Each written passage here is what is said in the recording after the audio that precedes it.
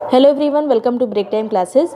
RO re exam के लिए एक टॉपिक जो सिलेबस में दिया है जनसंख्या और नगरीकरण। अगर कोई टॉपिक अलग से लिखा रहता है सिलेबस में तो वहाँ से क्वेश्चन जरूर पूछे जाते हैं। तो इस वाले वीडियो में इस बार हमने अभी एक बार भी जनसंख्या नगरीकरण किया नहीं है, इसलिए लास्ट टाइम में इसको ज़रूर करना चाहिए।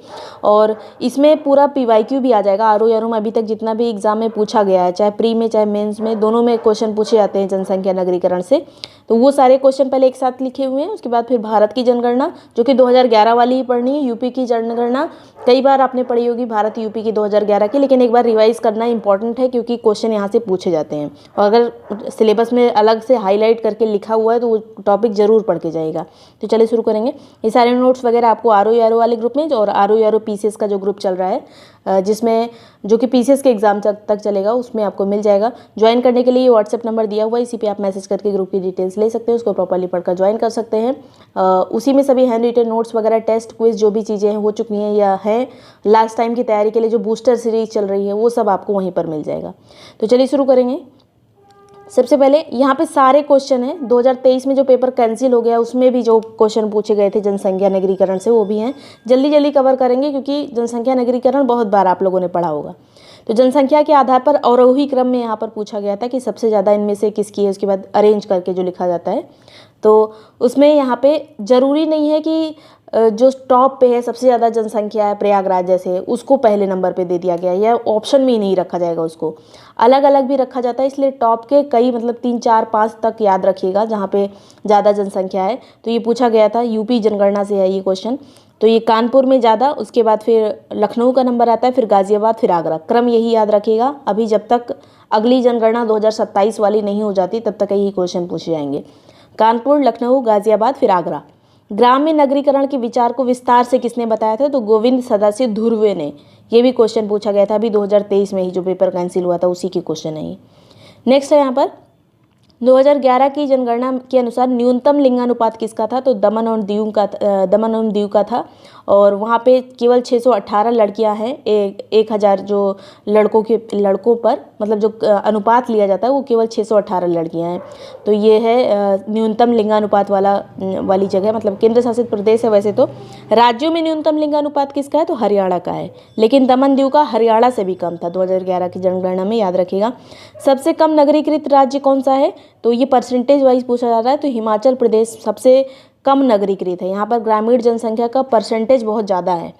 ये परसेंटेज वाइज है, याद रखिएगा। पूरा भारत की जनगणना पढ़ेंगे तो सब कुछ डिटेल में पढ़ेंगे, अभी PYQ देख रहे हैं। तो सबसे कम नगरीकृत राज्य में हिमाचल प्रदेश, सबसे ज़्यादा नगरीकृत में गोवा है, यहाँ पर 62.2% नगरीकरण है। और सबसे ज़्यादा नगरीकृत केंद्र शासित प्रदेश कौन सा है? तो दिल्ली है, यहाँ पर 97.5% नगरीकृत जनसंख्या रहती है। तो ये है। उसके बाद यूपी में सर्वाधिक मलिन बस्ती कहाँ पर है? उत्तर प्रदेश में सबसे ज़्यादा स्लम्स कहाँ पर हैं? तो मेरठ में, उसके बाद आगरा, फिर कानपुर नगर। क्रम याद रखिएगा, मेरठ, आगरा, उसके बाद कानपुर नगर। मिलियन प्लस जो सिटीज़ हैं, मिलियन प्लस सिटीज़ में सबसे ज़्यादा जनसंख्या किसकी है? तो कानपुर नगर की, उसके बाद लखनऊ की, फिर गाज़ियाबाद की, फिर आगरा की, वाराणसी की, मेरठ की, प्रयागराज की। अब जितनी बार अलग अलग तरह से घुमा के क्वेश्चन पूछा गया है PYQ में अभी तक, वो सब लिखा हुआ है, जितनी बार वो रिपीट भी करेगा। तो ये मिलियन प्लस में याद रखिएगा। आप यहाँ 7 तक याद रख सकते हैं। कानपुर नगर, फिर लखनऊ, गाज़ियाबाद, आगरा, वाराणसी, मेरठ, प्रयागराज। 2021 के पेपर में ये क्वेश्चन पूछा गया था। और अभी इसी तरह का भी हमने देखा था 2023 में भी पूछा गया था, जिसमें इन चारों को केवल अरेंज करना था इस तरह से।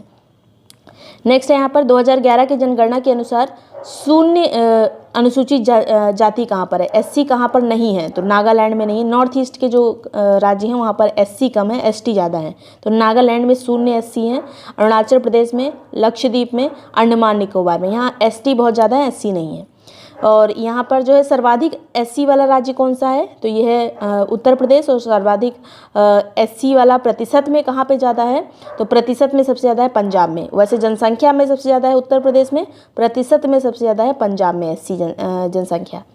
नेक्स्ट यहाँ पर देखेंगे सर्वाधिक अनुसूचित जाति यानी SC किस राज्य में है? यहाँ पे प्रतिशत नहीं पूछा जा रहा है। सबसे ज़्यादा SC किस राज्य में है? तो जहाँ सबसे ज़्यादा जनसंख्या होगी वहाँ पे SC, क्योंकि यूपी में SC बहुत ज़्यादा है, मतलब अनुसूचित जाति उत्तर प्रदेश में है। अब यहाँ प्रतिशत की अगर बात की जाएगी तो पंजाब आ जाएगा। सर्वाधिक वाले में उत्तर प्रदेश और पंजाब। उत्तर प्रदेश टोटल जनसंख्या में सबसे ज़्यादा SC में है और ये प्रतिशत में है पंजाब। न्यूनतम यहाँ पे बात करें सबसे कम SC कहाँ है? प्रतिशत में भी और वैसे जनसंख्या में भी, तो मिजोरम में है। भारत में अनुसूचित जातियाँ कितनी हैं, मतलब कितने लोग हैं अनुसूचित जाति वाले, तो 20,137 करोड़, जो कि टोटल पॉपुलेशन का इंडिया की 16.6% है। ये क्वेश्चन बहुत इंपॉर्टेंट है। टोटल एससी कितना है टोटल पॉपुलेशन में इंडिया की? 16.6%। नेक्स्ट है भारतीय जनगणना में महान विभाजक वर्ष किसको कहते हैं? तो 1921 को महान विभाजक वर्ष कहा जाता है, क्योंकि इस बार से मतलब अकाल और प्रथम विश्व युद्ध के कारण जनसंख्या वृद्धि दर जो है वो न्यूनतम में चली गई थी इस टाइम पे। उसके बाद से अधिकतम पे चलती चली आ रही है, अभी तक अधिकतम भी, मतलब हर बार दर बढ़ती है, लेकिन 1921 में जो जनसंख्या वृद्धि की दर, बढ़ने की दर थी, वो माइनस में चली गई थी, क्योंकि उस टाइम पे युद्ध भी चल रहा था और अकाल वगैरह भी बहुत पड़ते थे। नेक्स्ट यहाँ पे बात करेंगे नगरीकरण औद्योगिकरण का अनुसरण करता है। स्टेटमेंट वाइज ये क्वेश्चन था 2021 के पेपर में शायद। तो ये नगरीकरण औद्योगिकीकरण का अनुसरण करता है। ये एक स्टेटमेंट दिया है कि नगरीकरण उतना ही बढ़ेगा जितना औद्योगिकीकरण बढ़ेगा, तो ये सही स्टेटमेंट है। विकासशील देशों में नगरीकरण अपने आप में एक आंदोलन है, तो ये भी एक सही स्टेटमेंट है। विकासशील देशों में नगरीकरण एक आंदोलन की तरह होता है कि नगरीकरण ज़्यादा से ज़्यादा करना है। विकसित देशों में वो अपने आप में ही नगरीकृत हैं, तो ये भी एक स्टेटमेंट दिया हुआ था। कुछ कुछ चीज़ें ऐसी होती हैं जो क्वेश्चन आप उसी टाइम पढ़ेंगे, उसी टाइम आपको समझ में आएगा। न्यूनतम नगरीय जनसंख्या किसकी? ये भी क्वेश्चन अभी पहले भी पूछा जा चुका था, तो ये हिमाचल प्रदेश की है। भारत में कुल नगरीय जनसंख्या कितनी है? तो 31.2%। इंपॉर्टेंट है ये, 31.2% जो है ये नगरीय जनसंख्या है इंडिया में। उत्तर प्रदेश में साक्षरता के बारे में पूछा गया था। सर्वाधिक साक्षरता है गौतम बुद्ध नगर में, उसके बाद कानपुर नगर, फिर औरैया, इटावा, फिर गाजियाबाद। गौतम बुद्ध नगर, कानपुर नगर, फिर औरैया, फिर इटावा, फिर गाजियाबाद। न्यूनतम साक्षरता में नंबर 1 पे आता है श्रावस्ती, बहराइच, फिर बलरामपुर। ज़्यादातर इस तरह से जनसंख्या वाले में जब क्वेश्चन पूछे जाते हैं तो अरेंज करने को ही आता है।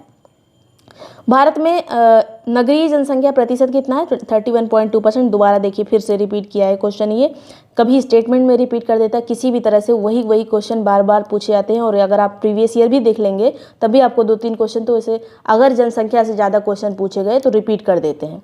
सर्वाधिक साक्षरता, अब जरूरी नहीं है, मैंने बोला है कि आएगा क्वेश्चन तो कई सारा आ जाएगा, हो सकता है एक ही क्वेश्चन आए, लेकिन एक क्वेश्चन तो जरूर आएगा।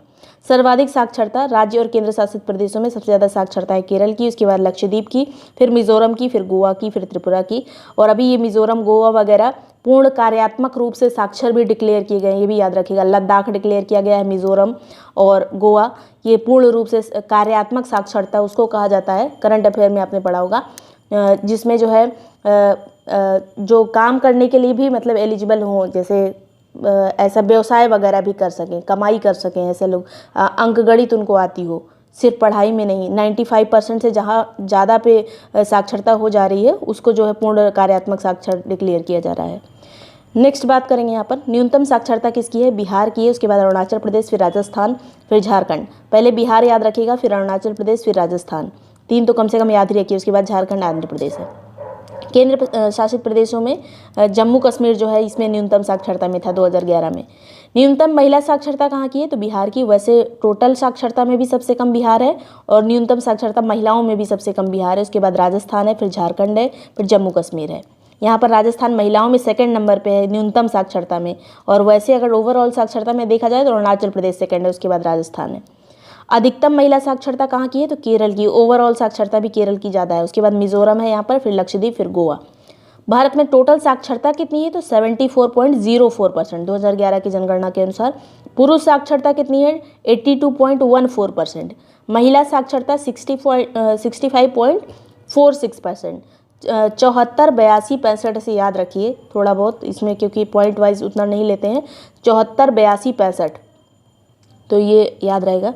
2011 में जनसंख्या में ऋणात्मक वृद्धि कहाँ पे हुई? मतलब यहाँ पे जो वृद्धि दर है वो निगेटिव में कहाँ पे रही? तो वो नागालैंड में रही, -0.6%। और भारत में अधिकतम जनघनत्व तो कहाँ पर है? बिहार में 1106 लोग पर किलोमीटर रहते हैं यहाँ पर। न्यूनतम कहाँ पे है? तो न्यूनतम है अरुणाचल प्रदेश में, केवल 17 लोग पर किलोमीटर औसतन रहते हैं। भारत में कुल जनघनत्व कितना है? तो 382 व्यक्ति पर किलोमीटर का टोटल इंडिया में जनघनत्व है, 382 का। ये भी याद रखिएगा 2011 की जनगणना के अनुसार। जब क्वेश्चन पूछा जाता है तो ये भी लिखा रहता है 2011 की जनगणना के अनुसार। ऐसे 2011 की जनगणना के अनुसार महानगरों में कुल नगरीय जनसंख्या का कितना प्रतिशत निवास करता है? महानगर जिसमें 10 लाख से ज़्यादा आबादी वाले जो राज्य होते, नगर होते हैं, यहाँ पर महानगरों की बात की जा रही है, जितने नगर जहाँ पे 10 लाख से ज़्यादा आबादी होती है, जैसे कलकत्ता हो गया, मुंबई हो गया, दिल्ली हो गया, इस तरह के नगर जो हैं उसमें टोटल पॉपुलेशन मिला लिया जाए इन नगरों में, तो पूरे भारत की पॉपुलेशन का 42.61% केवल इन्हीं नगरों में निवास करता है, महानगरों में 42.61%। इस तरह का क्वेश्चन पूछा गया था। कौन सा राज्य साक्षरता दर और नगरीकरण प्रतिशतता में द्वितीय स्थान पर रहा?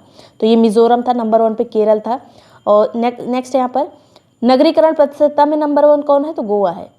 साक्षरता की दृष्टि से प्रथम कौन है? केरल। और नगरीकरण की दृष्टि से प्रथम कौन है? गोवा है।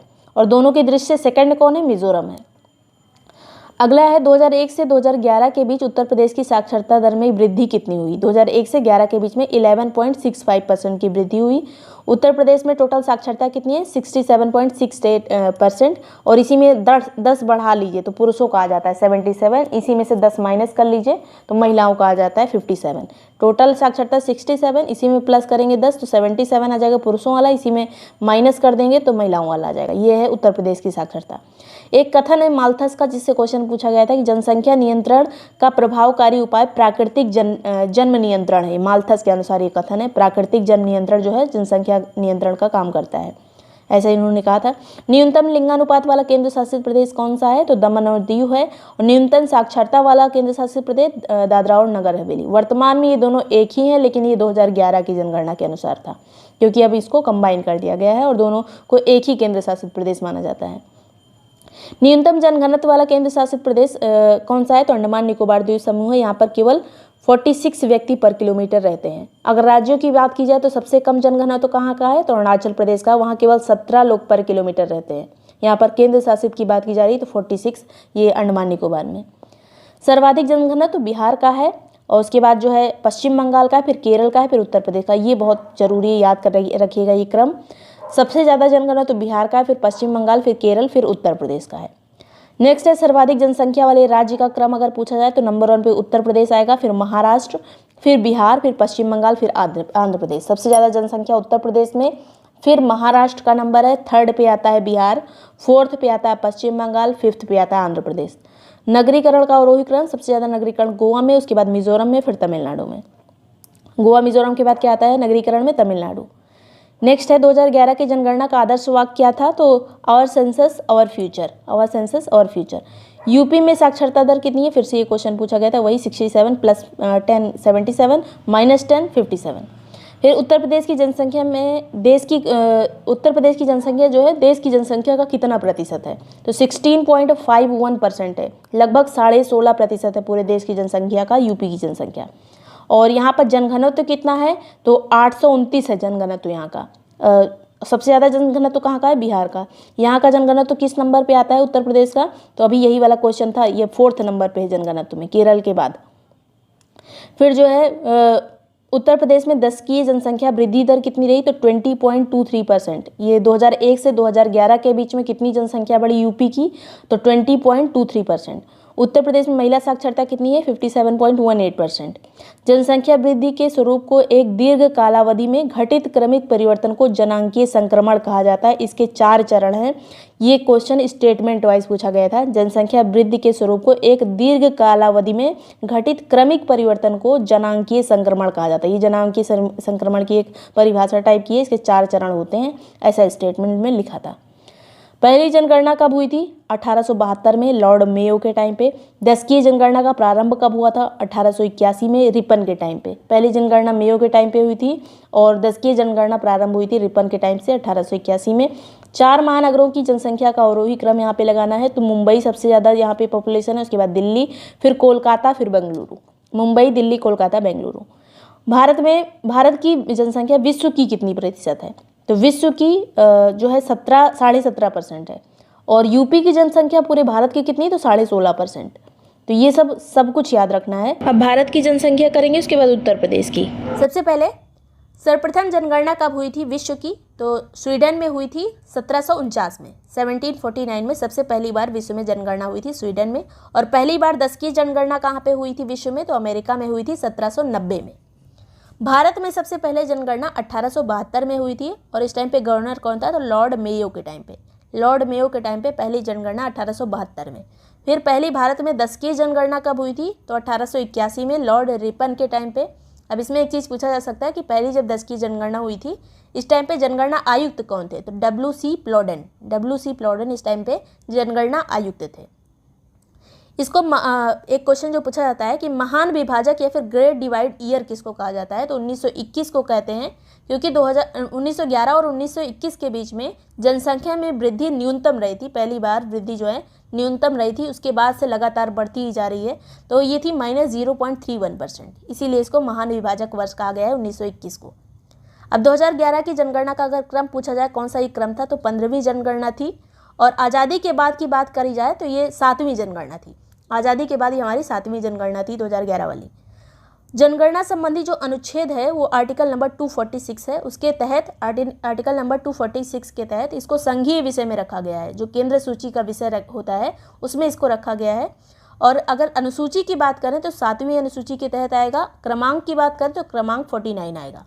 लेकिन अगर बात की जाए जनसंख्या नियंत्रण की तो वो समवर्ती सूची में है। यहाँ पे अगर जनगणना की बात करी जा रही है तो संघीय सूची में आएगा, और जनसंख्या नियंत्रण की बात करी जाएगी, परिवार नियोजन की बात करी जाएगी तो वो समवर्ती सूची में आएगा। अब एक अधिनियम आया था 1948 में, जो कि जनगणना अधिनियम 1948, और ये किसके द्वारा पेश किया गया था, तो सरदार वल्लभ भाई पटेल जी के द्वारा इसको पेश किया गया था। हमारा जनगणना करने के लिए जो मंत्रालय जिम्मेदार है वो कौन सा मंत्रालय है, तो गृह मंत्रालय। गृह मंत्रालय का महारजिस्ट्रार और जनगणना आयुक्त कार्यालय जो होता है वही जनगणना कराता है। अब हम वैसे तो हमारी जनगणना 1872 में हुई थी पहली बार, लेकिन उससे भी पहले इलाहाबाद और बनारस में जनगणना कराई जा चुकी थी। जेम्स प्रिंसेप ने ये जनगणना कराई थी। इलाहाबाद में 1824 में और बनारस में 1827-28 में जनगणना हुई थी। तो 2 शहर यहाँ पे याद रखने हैं, इलाहाबाद और बनारस। अगर स्टेटमेंट आ जाए तो इस तरह से पूछा जा सकता है। ये हमारे सिलेबस में है ये टॉपिक, और 2011 के बाद अभी तक कोई जनगणना नहीं हुई है, तो उल्टे सीधे क्वेश्चन भी ऐसे स्टेटमेंट वाइज आ सकते हैं। तो मैंने सभी चीज़ें इसमें कवर कर ली हैं। प्रमुख घटनाएं जो हुई थी जनगणना के बारे में जो इम्पोर्टेंट हैं, तो 1881 में जो जनगणना हुई थी इसमें क्या क्या शामिल किया गया था, तो पूरा ब्रिटिश भारत शामिल था जब पहली जनगणना हुई थी, तो पहली 10 की जनगणना। और इसमें कश्मीर शामिल नहीं था, फ्रेंच वाले जो उपनिवेश थे वो शामिल नहीं थे, पुर्तगाली उपनिवेश इसमें शामिल नहीं थे। बाकी सभी चीज़ें थी कश्मीर, फ्रेंच और पुर्तगाली उपनिवेश को छोड़कर। फिर 1891 में जब जनगणना हुई तो इसमें वर्तमान जो वर्मा है यानी म्यांमार का ऊपरी हिस्सा इसमें शामिल था, कश्मीर भी इसमें शामिल था, सिक्किम को भी इसमें शामिल किया गया था। तो 91 वाली में वर्मा को भी शामिल किया गया था। इस तरह से स्टेटमेंट बन सकता है। 1901 की जनगणना में बलूचिस्तान भी शामिल था, पूरा वर्मा शामिल था। अभी तक केवल उत्तरी हिस्सा शामिल था, ऊपरी हिस्सा। अब पूरा वर्मा को शामिल कर लिया गया था 1901 की जनगणना में। अंडमान निकोबार इसमें शामिल था, कश्मीर भी इसमें शामिल था। तो 1901 में सब कुछ शामिल कर लिया गया था 1901। फिर 1921 की जनगणना क्यों इम्पोर्टेंट है, इसमें जो है 10 की वृद्धि में गिरावट आई थी, जो भी हमने देखा था महान विभाजक वर्ष इसको कहते हैं। 0.31% की गिरावट इसमें आई थी, इसीलिए तब से ये बढ़ती जा रही है 1921 के बाद से। नेक्स्ट बात करेंगे। अब 1931 की जनगणना भी इम्पॉर्टेंट है, क्योंकि यहाँ पे पहली बार जाति आधारित जनगणना हुई थी। 1931 में पहली बार जाति आधारित जनगणना हुई थी। और अभी हाल ही में जो बात की जा रही है, बिहार में भी पहली बार जाति आधारित जो है जनगणना होगी। लेकिन वैसे बात करें तो 1931 में हुई थी। तब से जो भी आरक्षण के तहत जो भी योजनाएं वगैरह चलाई जाती हैं, इसी जनगणना के आधार पर अभी भी चलाई जाती हैं, इसीलिए अब जाति आधारित की बात हो रही है। नेक्स्ट बात करते हैं 1951 की जनगणना। ये बहुत इंपॉर्टेंट है, क्योंकि 1947 में हमारा देश आज़ाद हुआ था, उसके बाद की ये पहली जनगणना थी। आज़ादी की पहली जनगणना है ये, और इसमें जम्मू कश्मीर शामिल नहीं किया गया था। और ये अगर पूछा जाए 51 वाली जनगणना जो है हमारे कौन से नंबर की जनगणना थी, तो 9th नंबर की थी। इसमें क्वेश्चन पूछा जा चुका है कि जब हमारा देश आज़ाद हुआ था उस टाइम पे हमारी साक्षरता कितनी थी। तो इस तरह से भी देखेंगे इसको कि मतलब 51 में हमारी जनगणना हुई थी, उसी टाइम इसको काउंट किया जाएगा। तो 18% हमारी उस टाइम पे जनगणना थी। यह पूछा जा सकता है कि आज़ादी के बाद पहली जनगणना में साक्षरता लिंगानुपात वगैरह कितना था, तो लिंगानुपात था 946, साक्षरता थी 18%, जीवन प्रत्याशा यहाँ पे बहुत कम थी, तो 32 साल केवल जीवन प्रत्याशा थी। कोई व्यक्ति अगर पैदा होता है उसके बाद कब तक जीवित रहेगा औसतन, वही होती जीवन प्रत्याशा, तो 32 साल थी। जनसंख्या हमारी थी 36,10,98,090। वर्तमान में हमारी जनसंख्या जो है 142 करोड़ पहुँच गई, अगर स्टेट वर्ल्ड पॉपुलेशन रिपोर्ट की बात करें तो।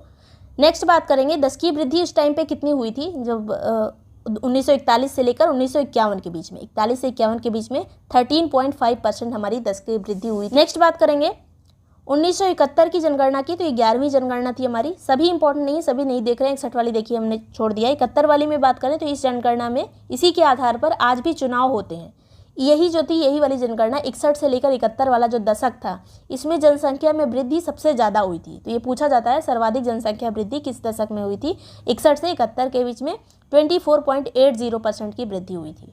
उसके बाद 81 की जनगणना जो है, यहाँ पे चुनाव जो होते हैं आज भी 1971 वाली जनगणना से होते हैं। पहले ये केवल 2000 तक, सन 2000 तक कहा गया था कि जो 2000 तक चुनाव होंगे वो 1971 की जनगणना के अनुसार होंगे, लेकिन फिर सन 2000 में अटल बिहारी वाजपेयी जी की सरकार में ही इसको चेंज कर दिया गया था कि 2026 तक जितने भी चुनाव होंगे वो 1971 की जनगणना के अनुसार होंगे।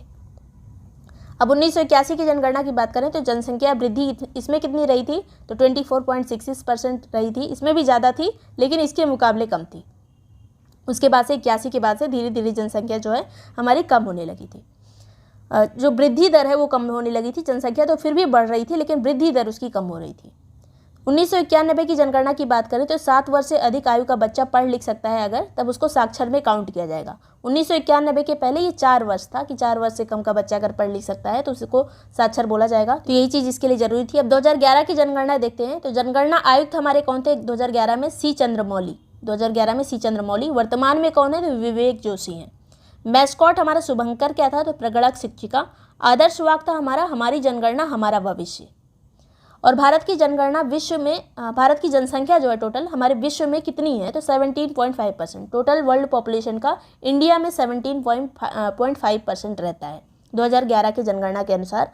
अगर जब क्वेश्चन पूछा जाता है तो उस पर लिखा रहता है कि 2011 की जनगणना के अनुसार, ऐसा ही क्वेश्चन पूछा जाता है, उसमें लिखा रहता है। कुल जनसंख्या हमारी 2011 में कितनी थी? तो 1 अरब 21 करोड़ लगभग हमारी जनसंख्या थी, और अब जो है 142 करोड़ के लगभग पहुंच चुकी है। तो पुरुष जनसंख्या हमारी है 51% और महिला जनसंख्या जो हमारी 48% है। लिंगानुपात है हमारा 943। शिशु लिंगानुपात कितना है? 919। टोटल लिंगानुपात 943, शिशु लिंगानुपात 919। ग्रामीण जनसंख्या है 68% और नगरीय जनसंख्या है 31%। ये डेटा बहुत इंपॉर्टेंट है। नगरीय जनसंख्या कितनी है इंडिया की? 31%। साक्षरता कितनी है? अंतिम आंकड़ों के अनुसार है ये। तो साक्षरता है हमारी टोटल 74%। पुरुषों की ज़्यादा है, कितनी है? औसतन से ज़्यादा है 82%। महिलाओं की है 65%। आगे बात करेंगे जनसंख्या घनत्व तो हमारा कितना है? पर वर्ग किलोमीटर कितने लोग रहते हैं? तो 382 औसतन व्यक्ति रहते हैं पर किलोमीटर, 382। धार्मिक जनसंख्या की बात करें तो सबसे ज़्यादा हिंदू होंगे, 79% लगभग हिंदू हैं। मुस्लिम है उसके बाद सेकंड नंबर पे। सबका परसेंटेज नहीं याद रखना, बस क्रम याद रखना है। पहले पे हिंदू आएंगे, सेकंड पे मुस्लिम, उसके बाद पहले ईसाई आएंगे, उसके बाद सिख आएंगे। यहाँ पे इंडिया की अगर धार्मिक जनसंख्या की बात करें तो ईसाई पहले आएंगे, सिख बाद में, और बौद्ध पहले आएंगे, फिर जैन आएंगे। तो ये याद रखना है, पहले हिंदू, फिर मुस्लिम, फिर ईसाई, फिर सिख, फिर बौद्ध, फिर जैन। और 0.2% लोगों ने अपना रिलीजन नहीं बताया, नो रिलीजन कहा। तो ये है धार्मिक जनसंख्या।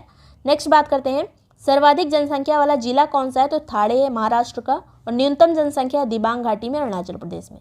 सर्वाधिक जनसंख्या वाले 5 राज्य कौन कौन से हैं? तो सबसे ज़्यादा जनसंख्या उत्तर प्रदेश में है। टोटल भारत की जनसंख्या का 16.51% यूपी में रहता है।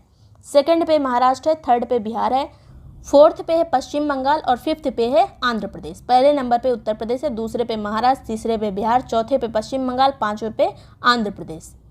नेक्स्ट बात करेंगे सर्वाधिक जनसंख्या वाले केंद्र शासित प्रदेशों में कौन से केंद्र शासित प्रदेश की सबसे ज़्यादा है? तो दिल्ली की। सेकंड पे पुदुचेरी आता है, थर्ड पे आता है चंडीगढ़। सबसे ज़्यादा दिल्ली की जनसंख्या है। न्यूनतम जनसंख्या की बात करें तो सबसे कम जनसंख्या है सिक्किम में, फिर मिजोरम का नंबर आता है, फिर अरुणाचल प्रदेश का। शीर्ष 3 जरूर याद रहने चाहिए, पहले सिक्किम, फिर मिजोरम, फिर अरुणाचल प्रदेश। न्यूनतम जनसंख्या वाले केंद्र शासित प्रदेशों की बात करें तो सबसे कम है लक्षद्वीप में, उसके बाद अंडमान निकोबार का नंबर आएगा, फिर दादर नगर हवेली, दमन दीव। सर्वाधिक दशकीय वृद्धि किस राज्य में हुई है? तो मेघालय में सबसे ज़्यादा दशकीय वृद्धि हुई है। ये बहुत इंपॉर्टेंट है, पूछा जाता है। सबसे ज़्यादा दशकीय वृद्धि कहाँ पर हुई थी 2011 की जनगणना के अनुसार? तो मेघालय में हुई थी 27.9% की वृद्धि। सेकंड पे आता है अरुणाचल प्रदेश, फिर बिहार, मणिपुर और जम्मू कश्मीर आएगा। सबसे नंबर 1 पे वृद्धि में मेघालय आएगा। नेक्स्ट बात करते हैं सर्वाधिक दशकीय वृद्धि वाले केंद्र शासित प्रदेश कौन कौन से हैं? तो दादर नगर हवेली में सबसे ज़्यादा वृद्धि हुई है, और यहाँ पे 55% की वृद्धि हुई है। अगर यहाँ पे देखा जाए मेघालय में तो केवल 27% की वृद्धि हुई है, लेकिन दादर नगर हवेली में इससे भी ज़्यादा हुई है, तो अगर केंद्र शासित प्रदेश और राज्यों को दोनों को एक साथ रख दिया जाएगा तो ज़्यादा वृद्धि दादर नगर हवेली में हुई होगी। नेक्स्ट बात करेंगे न्यूनतम दशकीय वृद्धि कहाँ पे हुई है, तो नागालैंड में निगेटिव वृद्धि हुई है 0.6% की यहाँ पर नागालैंड में वृद्धि हुई है। फिर सेकंड पे केरल आएगा, फिर लक्षद्वीप आएगा, फिर अंडमान निकोबार आएगा। आगे बात करेंगे सर्वाधिक लिंगानुपात किस राज्य का है, तो केरल में सबसे ज़्यादा लिंगानुपात है, फिर है पुदुचेरी में, फिर आंध्र प्रदेश में, फिर छत्तीसगढ़ में। नंबर 1 पे केरल है। न्यूनतम लिंगानुपात की बात की जाए तो दमन दीव और दादर नगर हवेली सबसे पहले नंबर पे आएगा।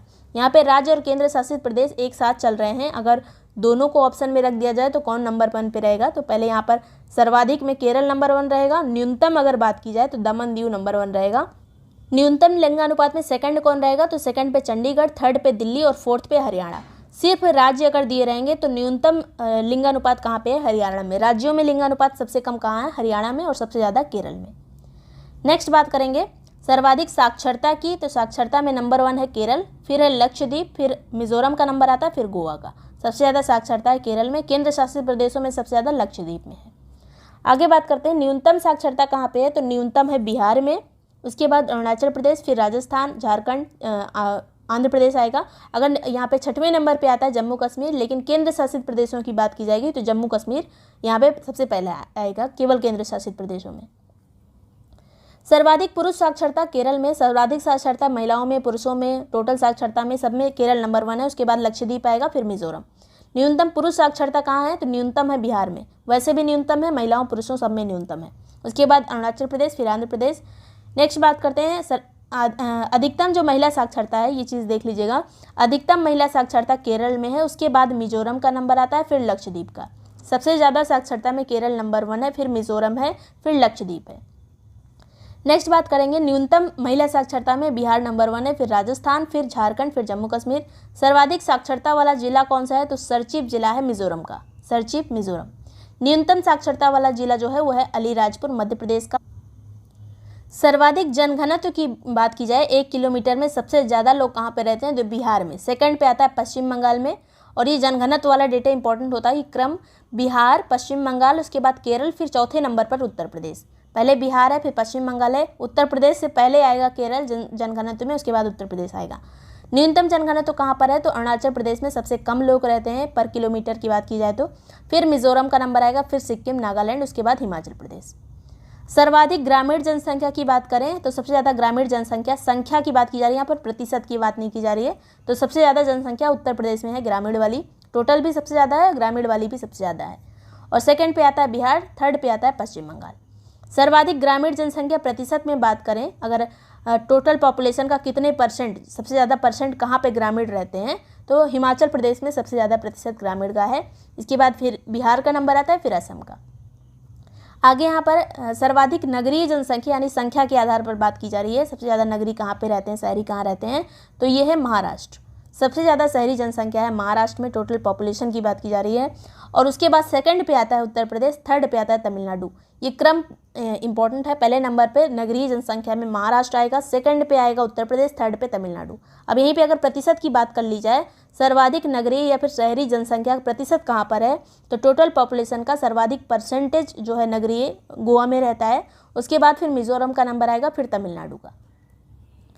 नेक्स्ट बात करेंगे जो state of world population report 2023 आई है, इसके बारे में। तो ये अभी 1-2 दिन पहले आई है, लेकिन अगर कुछ पूछ लिया जाए तो देख लेते हैं। संयुक्त राष्ट्र जनसंख्या कोष द्वारा इसको जारी किया जाता है। रिपोर्ट का शीर्षक जो है 2023 वाली 8 billion lives infinite possibilities the case for rights and choice, ये इसकी थीम थी। और 2022 वाली भी अगर थीम पूछ ली जाए तो seeing the unseen the case of action in the neglected crisis of unintended pregnancy, ये 2022 का थीम है। सीइंग द अनसीन इतना याद रखिए, और ये 8 बिलियन लाइव्स। नेक्स्ट बात करते हैं। इस रिपोर्ट के अनुसार भारत की जनसंख्या जो है चीन की जनसंख्या से 2.9 मिलियन अब ज़्यादा हो गई है, और ये जो है लगभग जो है 142 करोड़ पहुंच जाएगी। जून तक 142 करोड़ हमारी पॉपुलेशन होगी।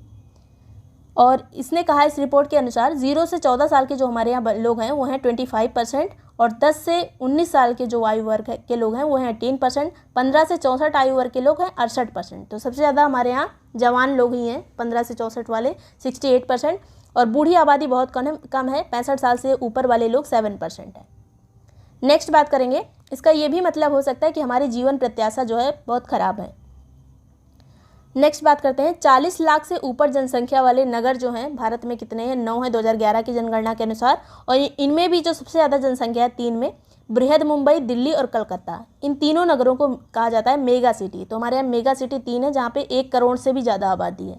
1 करोड़ से ज़्यादा आबादी वाले 3 हमारे यहाँ शहर कौन कौन से हैं? तो बृहद मुंबई है, दिल्ली है और कलकत्ता है। एक लोग व्यक्ति थे माल्थस, ये यूके के व्यक्ति थे। इन्होंने जनसंख्या का सिद्धांत दिया था और इनका एक एस्से आया था, निबंध आया था, प्रिंसिपल ऑफ पॉपुलेशन। ये 1798 में इनका एस्से आया था। इसमें इन्होंने कहा था कि जनसंख्या एक बार बढ़ती जाएगी और खाना खत्म हो जाएगा सब, ऐसी जनसंख्या बढ़ाते रहोगे तो ये निराशावादी एक व्यक्ति थे माल्थस। नेक्स्ट बात करेंगे यूपी की जनगणना की 2011 के अनुसार। यूपी की जनसंख्या कितनी थी? तो 19,98,12,341 जो है। टोटल हमारी लगभग 20 करोड़ की जनसंख्या थी 2011 के अनुसार। और भारत की कितने परसेंट है? तो 16.5% टोटल भारत की पॉपुलेशन का यूपी में रहता है। अब यहीं पे बच्चों की बात कर ली जाए तो 0 से 6 आयु वर्ग के जो बच्चे हैं, टोटल इंडिया का 15% यूपी में रहता है। बच्चों का 15% और टोटल पॉपुलेशन का 16%। नेक्स्ट बात करेंगे यूपी से अधिक जनसंख्या किन किन देशों की है? तो अगर यूपी को एक देश मान लिया जाए तो केवल भारत की जनसंख्या से ज़्यादा होगी चीन की, अमेरिका की, इंडोनेशिया की। 5वें नंबर पर खुद यूपी आ जाएगा। नेक्स्ट बात करते हैं उत्तर प्रदेश जनसंख्या में पुरुष की जनसंख्या प्रतिशत कितना है? तो 52% पुरुष हैं। महिलाएं कितनी है? 47%। 52% पुरुष और 47% महिलाएं। ग्रामीण जनसंख्या कितनी है हमारी? तो 77% है। भारत में सबसे ज़्यादा ग्रामीण जनसंख्या उत्तर प्रदेश की है अगर टोटल जनसंख्या की बात की जाए तो। और नगरीय जनसंख्या हमारी कितनी है? तो 22% है। पूरे भारत में द्वितीय, नगरीय जनसंख्या में द्वितीय, पहले नंबर पर महाराष्ट्र आ जाता है। नेक्स्ट बात करेंगे दशकीय जनसंख्या में वृद्धि हमारी कितनी हुई? तो 20.23% की वृद्धि हुई है। और यूपी की जनसंख्या का घनत्व कितना है? तो 829 व्यक्ति पर वर्ग किलोमीटर घनत्व है। और भारत का घनत्व कितना है? तो 382 भारत का जनघनत्व है और 829 जो है यूपी का है। ज़्यादा लोग यहाँ रहते हैं। औसत लिंगानुपात की बात की जाए तो 912 है और पूरे इंडिया का लिंगानुपात है 943 943 है और यूपी का है 912 जो कि कम है पूरे इंडिया से। और 0 से 6 आयु वर्ग का जो लिंगानुपात है वो 902 है और भारत का 919 है। नेक्स्ट बात करेंगे यूपी में अनुसूचित जाति यानी एससी लिंगानुपात 907 है और एसटी का लिंगानुपात 951 है। तो यहाँ पे एसटी वाला ज़्यादा इसलिए पूछ लिया जाता है कि नॉर्मल से ज़्यादा है एसटी वाला, कितना है? 951। और उत्तर प्रदेश में एससी की बात करें अनुसूचित जाति की तो टोटल जितनी इंडिया में एससी जातियाँ रहती हैं, अनुसूचित जातियाँ रहती हैं, उसका 16.6% सिर्फ यूपी में रहता है।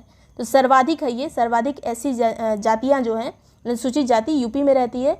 और अगर सिर्फ उत्तर प्रदेश की जनसंख्या की बात की जाए तो उसका 20.69% जो है जो एससी पॉपुलेशन है। यहाँ पर टोटल उत्तर प्रदेश की पॉपुलेशन का एससी कितना है? तो 20.69%। सबसे ज़्यादा एससी जनसंख्या है सीतापुर में और सबसे कम है बागपत में। अब एसटी पॉपुलेशन की बात करें तो एसटी टोटल इंडिया में जितने रहते हैं उसका 1.09% एसटी यूपी में रहते हैं। एसटी उतने नहीं हैं यूपी में, 1.09% ही है टोटल भारत की एसटी का।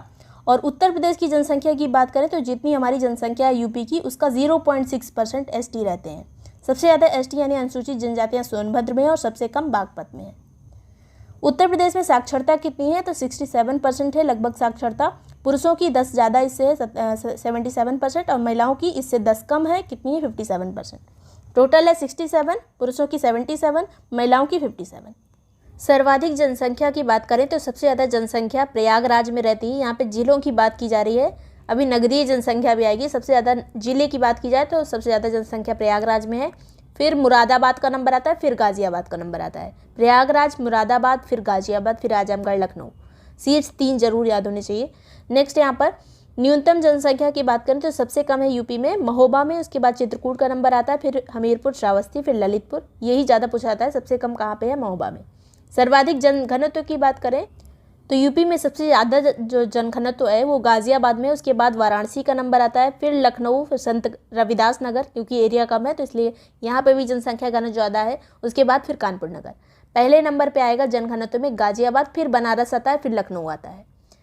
नेक्स्ट बात करेंगे न्यूनतम जनघनत्व कहाँ पर है, तो सबसे कम जनघनत्व है ललितपुर में, फिर सोनभद्र आता है, फिर हमीरपुर, महोबा, चित्रकूट। सबसे कम जनघनत्व ललितपुर में। सर्वाधिक साक्षरता कहाँ पर है, तो गौतम बुद्ध नगर पे, सेकंड पे आता है कानपुर नगर, फिर औरैया, इटावा। सबसे ज़्यादा साक्षरता गौतम बुद्ध नगर, सेकंड पे कानपुर।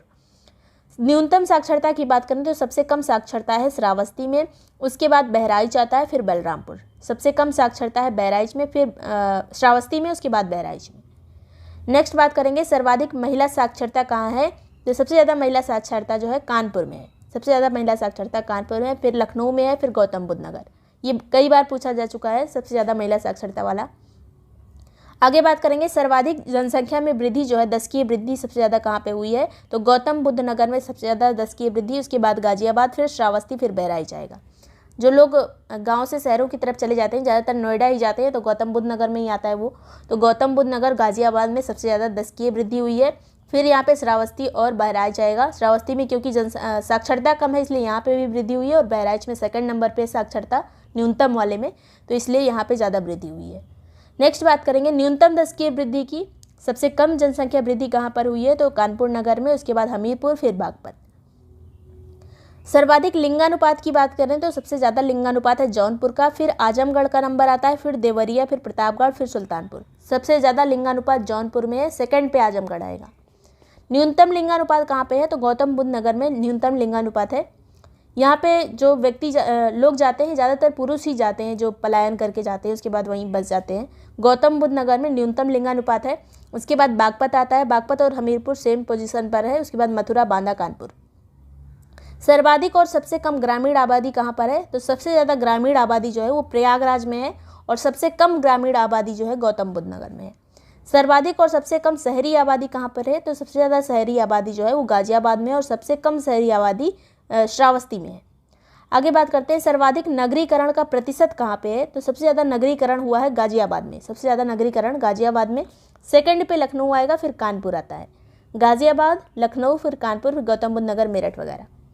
आगे बात करेंगे 10 लाख से, ये दोनों चीज़ें बहुत इंपॉर्टेंट है। 10 लाख से अधिक आबादी वाले वैधानिक नगरों की बात करें, अगर वैधानिक नगर लिखा रहेगा तो पहले नंबर पर लखनऊ आएगा, फिर कानपुर आएगा, फिर गाजियाबाद, आगरा, मेरठ, वाराणसी और प्रयागराज। 1 2 3 4 5 6 7, केवल 7-10 लाख से आबादी वाले वैधानिक नगर हैं, और ये भी 7 ही हैं टोटल जो नगरीय संकुल अभी देखेंगे, तो 7 जो 10 लाख से ज़्यादा वाले हैं। पहले नंबर पे लखनऊ आएगा, फिर कानपुर आएगा, फिर गाजियाबाद आएगा, फिर आगरा, मेरठ, वाराणसी, प्रयागराज। 10 लाख से अधिक आबादी वाले नगरीय संकुलन की अब बात करेंगे। अभी तक हमने वैधानिक नगर देखे। वैधानिक नगर में लखनऊ पहले आएगा, कानपुर बाद में, और यहाँ पे पहले कानपुर आएगा नगरीय संकुलन में, फिर लखनऊ आएगा, फिर गाजियाबाद, आगरा, वाराणसी, मेरठ और प्रयागराज। अब यूपी में धार्मिक जनगणना की बात करें तो सबसे ज़्यादा तो हिंदू हैं 79.73%, और कुल अल्पसंख्यक कितने हैं, तो 20.3% अल्पसंख्यक हैं, और इनमें मुस्लिम ज़्यादा हैं जो 19.26% है। फिर सिख का नंबर आएगा। अभी हमने इंडिया के बारे में जब देखा था तो ईसाई ज़्यादा थे, सिख कम थे, लेकिन यूपी में सिख ज़्यादा हैं, ईसाई उससे कम है। और जैसे हमने इंडिया का देखा था बौद्ध ज़्यादा थे, जैन कम थे, तो यहाँ पर यूपी में जैन ज़्यादा हैं, बौद्ध कम है। फिर अन्य में आएगा 0.01%, जिसने कोई धर्म नहीं बताया है वो है 0.29%। आगे बात करेंगे यूपी की 20% से अधिक जो मुस्लिम आबादी वाले ज़िले कितने हैं, तो ये हैं 21%, क्योंकि ये जनसंख्या वाली रिपोर्ट में लिखा था तो इसलिए यहाँ पे मैंने लिखा है। तो 21 जो ज़िले हैं उसमें मुस्लिम आबादी जो है 20% से ज़्यादा है। सर्वाधिक और सबसे कम लिंगानुपात वाला धर्म कौन सा है, तो सबसे ज़्यादा लिंगानुपात ईसाई धर्म में है, सबसे मतलब लड़कियाँ ज़्यादा हैं इसमें, और सिख में जो है सिख धर्म में सबसे कम लिंगानुपात है। यूपी की कार्यशील जनसंख्या कितनी है 2011 के हिसाब से, तो 32.9%। कुल स्लम आबादी कितनी है यूपी की, तो 3.12%। स्लम आबादी वो होती है जो झोपड़पट्टी वगैरह में रहती है, तो 3.12%। और देश में किस नंबर पे है, तो 4th नंबर पे है स्लम आबादी में। पहले नंबर पे महाराष्ट्र आता है, सेकंड पे आता है आंध्र प्रदेश, थर्ड पे पश्चिम बंगाल, 4th पे यूपी। सर्वाधिक स्लम आबादी वाला जिला की बात करें केवल यूपी में, तो मेरठ है, मेरठ में सबसे ज़्यादा स्लम आबादी है। फिर आगरा का नंबर आएगा, फिर कानपुर, फिर लखनऊ।